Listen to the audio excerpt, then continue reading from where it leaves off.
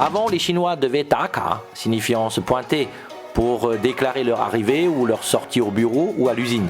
Aujourd'hui, le terme Daka veut dire autre chose. Il s'agit de prendre la photo parfaite devant les boutiques branchées du moment pour ensuite partager sur les Moments, le mur de WeChat. C'est l'équivalent du mur de Facebook.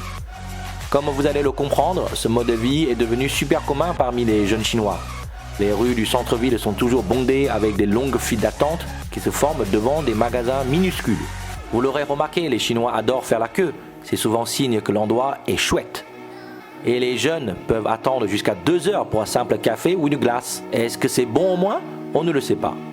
La plupart du temps, ils ne font que prendre quelques belles photos à poster et partent sans consommer. Mais parfois, Daka fait partie intégrante de l'expérience de dégustation.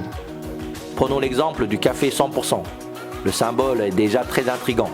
Mais ce qui est encore plus étonnant, c'est le pèlerinage de jeunes Chinois à la boutique, se prenant en photo avec un café à la main, le logo en toute visibilité bien sûr, et un énorme symbole dans le fond. Cette cérémonie, si l'on peut l'appeler comme ça, est surnommée Kaiguang.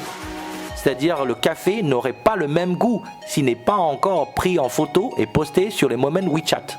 On observe des scènes similaires à l'entrée des hôtels de luxe où se rassemblent les personnalités les plus à la mode du moment.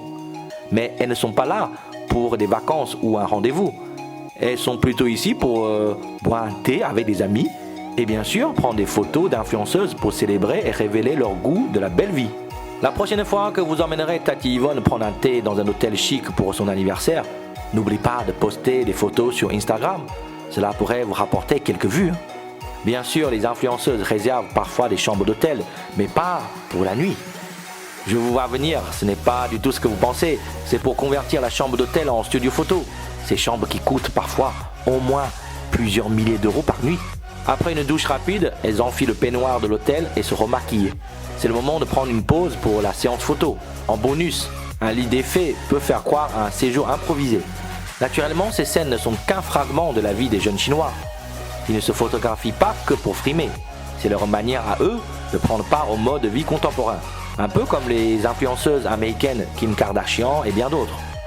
Même si tous n'ont pas les moyens ou le temps de pratiquer ce nouveau Daka ou pinsonnage digital, il ne fait aucun doute que ces photos sont apparues dans les moments des uns et des autres. Au fond, pas si différent de nos stories Instagram ou des belles photos que l'on partage sur Facebook pour parler d'un beau ciel d'automne. Alors, vous êtes prêts à lancer le phénomène Daka en France aussi ?